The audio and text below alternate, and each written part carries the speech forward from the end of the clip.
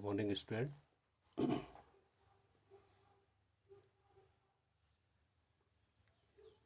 भारत में महिलाओं की बदलती परिस्थिति में आपने विभिन्न बिंदुओं के बारे में जानकारी प्राप्त की। आज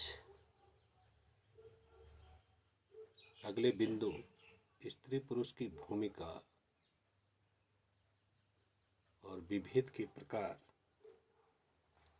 इस पर चर्चा करेंगे। एक स्त्री पुरुष की भूमिका और विभेदों के प्रकारों को हम कुछ बिंदुओं के द्वारा जानने का प्रयास करेंगे। पहला है प्राणी शास्त्रीय परिप्रेक्ष्य। प्राणी शास्त्रीय परिप्रेक्ष्य के अनुसार स्त्री द्वारा किए जाने वाले कार्य कम गतिशीलता वाले होते हैं। घर पर अधिक रहने के कारण स्त्री को गृह कार्य ही सौंपे गए, जबकि पुरुष ने अपनी अधिक शारीरिक शक्ति के कारण आखेट एवं कृषि संबंधी कार्य को ग्रहण किया तथा समाज में शक्ति प्राप्त कर ली, जो अब तक बनी हुई है। समाज में आज भी यह धारणा प्रचलित है कि पुरुष को घर के बाहर के कार्य करने चाहिए, जबकि स्त्री का कार्य क्षेत्र घर है। वह रसोई है, घर के अन्य कार्य हैं। इसके अलावा क्योंकि उसे बच्चे को जन्म देने एवं उसके लालन पालन का कार्य भी करना पड़ता है, तो समाज में पुरुषों की भूमिका को अधिक महत्व और शक्ति प्रदान की गई है। इसी संदर्भ में मुरडॉक ने अपने द्वारा अध्ययन किए गए सभी समाजों में यौन आधारित श्रम विभाजन पाया। इसी संदर्भ में पार्सन्स ने भी परिवार में पिता की भूमिका को भावनात्मक नेतृत्व के रूप में चित्रित किया है।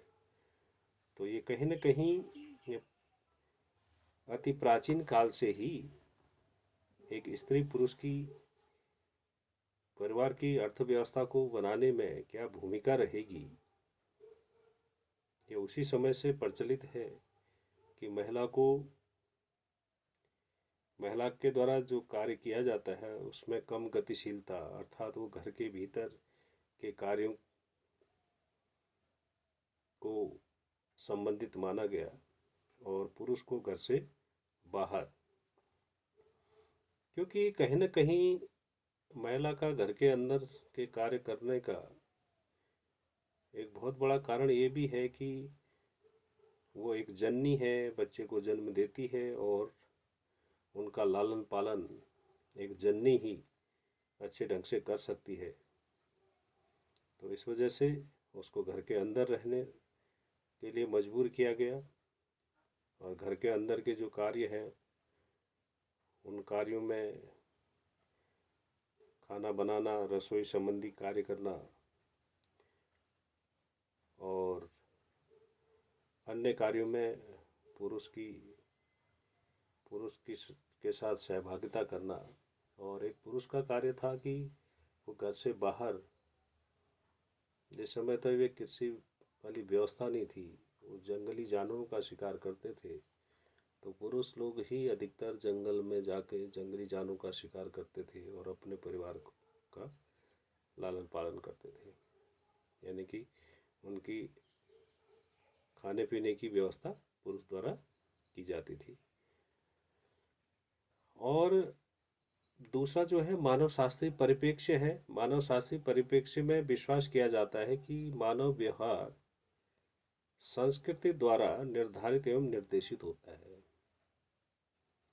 मानदंड, मूल्य एवं भूमिकाएं संस्कृति द्वारा निर्धारित एवं समाज द्वारा संप्रेषित होती हैं। इसी संदर्भ में लेवी स्ट्रॉस स्त्रियों की भूमिकाओं के बारे में यह मानते हैं कि समाज की रचना की प्रक्रिया के दौरान स्त्री ने अधीनता की स्थिति ग्रहण की,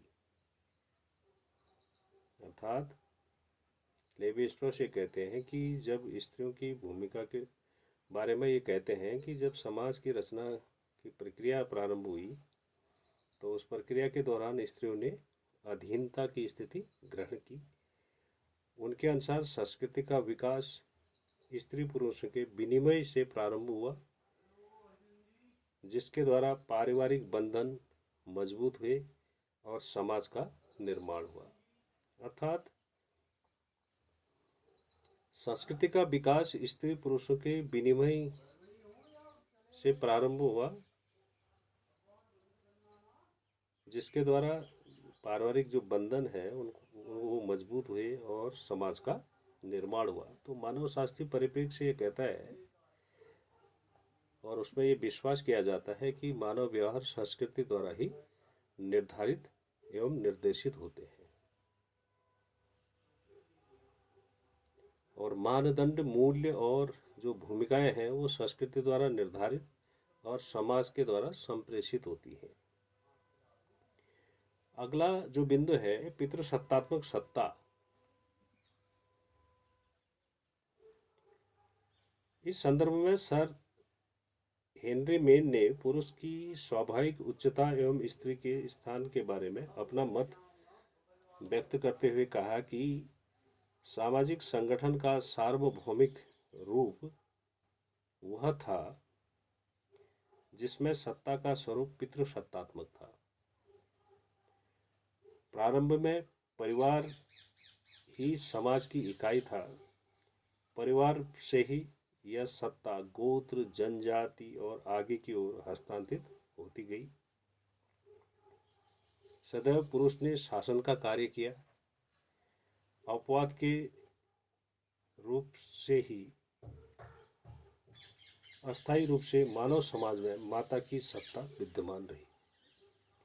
जो पितृसत्ता है, पितृसत्ता के संदर्भ में सर हेनरी मेन ये कहते हैं कि पुरुष की स्वाभाविक उच्चता एवं स्त्री के स्थान के बारे में अपना मत व्यक्त करते हैं और कहते हैं कि जो सामाजिक संगठन का सार्वभौमिक रूप वह था जिसमें सत्ता का स्वरूप पितृसत्तात्मक था और आरंभ में परिवार ही समाज की इकाई था और परिवार से ही यह सत्ता गोत्र, जनजाति और आगे की ओर हस्तांतरित होती गई और सदैव पुरुष ने शासन का कार्य किया और अपवाद रूप से ही अस्थायी रूप से मानव समाज में माता की सत्ता विद्यमान रही। अगला जो बिंदु है सामाजिक भूमिकाओं में भेद। फ्रायड कहते हैं कि स्त्री पुरुष में यौन भेद ही उनकी सामाजिक भूमिकाओं के भेद के लिए उत्तरदायी है। फ्रायड की स्त्रीवाद के बारे में संपूर्ण समझ व विश्लेषण ये था कि स्त्री पुरुष के यौनिक भेद पर निर्भर है। जो इनका जो स्त्रीवाद के बारे में फ्रायड के बारे में अपना ये मत था या उनकी ये समझ थी, तो और उन्होंने जो विश्लेषण दिया तो वो कहते हैं कि स्त्री पुरुष में यौनिक भेद निर्भर है और फ्रायड का मत है कि स्त्री में बचपन से ही पुरुष की तुलना में यौनिक दृष्टि से हीन भावना जन्म लेने लगती है और उसमें पाए जाने वाले जो स्त्रियोचित गुण, रुचियां, भावनाएं, मनोवृत्तियां और इच्छाएं किसी न किसी रूप में उसके असंतोष तथा क्षतिपूर्ति संबंधी विचारों को व्यक्त करती है और फ्रायड ने स्त्री और पुरुष को दो ध्रुव न मानकर उन्हें समान माना। इस प्रकार से उनका जो सिद्धांत था लैंगिकता पर आधारित है और प्रेम पर आधारित नहीं है। इसी संदर्भ में मार्क्स के मित्र एंजिल्स ने मानव शास्त्री मार्गन के उद विकासवाद को ग्रहण किया तथा उसके व्यक्तिगत संपत्ति, एक विवाह, पितृसत्तात्मक परिवार एवं राज्य के बारे में उद्विकासी सिद्धांत को लागू किया। इसी दौरान उसने स्त्री के पुरुष के अधीन होने का विश्लेषण भी किया। एंजिल्स का मुख्य जोर इस विचार का विरोध करना था कि स्त्री को ईश्वर ने कमजोर बनाया है। और एंजिल्स ने इतिहास के उदाहरण द्वारा यह दर्शाने का प्रयास किया कि प्रारंभ में स्त्री समाज की एक स्वतंत्र एवं उत्पादन में समान रूप से भागीदार सदस्य थी, और आगे चलकर वह पुरुष के अधीन व पुरुष पर निर्भर पत्नी बन गई। और प्राचीन काल में स्त्री पुरुषों में श्रम विभाजन इस तरह से किया गया कि स्त्री और पुरुष दोनों को समान माना जाता था, और उनके दो वर्ग बन गए। पुरुष शिकार करने व मछली मारने के लिए उपयुक्त माना गया, व स्त्री गृह कार्य के लिए।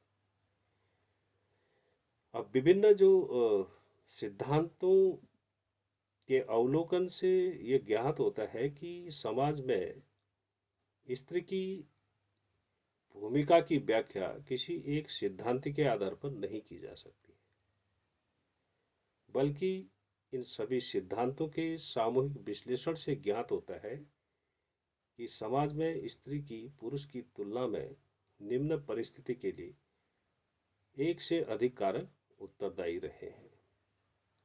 तो ये कहने का मतलब ये है कि स्त्री पुरुष की जो भूमिका है उसमें जो विभेद है वो विभिन्न परिप्रेक्ष्य में देखे जा सकते हैं। प्राणी शास्त्रीय परिप्रेक्ष्य है, मानव शास्त्रीय परिप्रेक्ष्य है, पितृसत्ता के आधार पर हम देख सकते हैं, सामाजिक भूमिकाओं के आधार पर हम उनमें भेद देख सकते हैं। तो कहीं न कहीं ये जो एक स्त्री और पुरुष के बीच भेद है तो उसका कोई एक कारण नहीं होता है। तो इसके बाद जो नेक्स्ट लेक्चर होगा उसमें हम सामाजिक, आर्थिक, राजनीतिक क्षेत्र में जो विषमता है वो किस प्रकार से वो विषमता आगे बढ़ते गई उसके बारे में हम आपको जानकारी देंगे। तो ये लेक्चर यहीं पर हम समाप्त करेंगे। अगला लेक्चर हम सामाजिक, आर्थिक, राजनीतिक क्षेत्र में जो एक महिला और पुरुष में विषमता व्याप्त है उसको जानने का प्रयास करेंगे। तो ये लेक्चर यहीं पर समाप्त करेंगे। Thank you.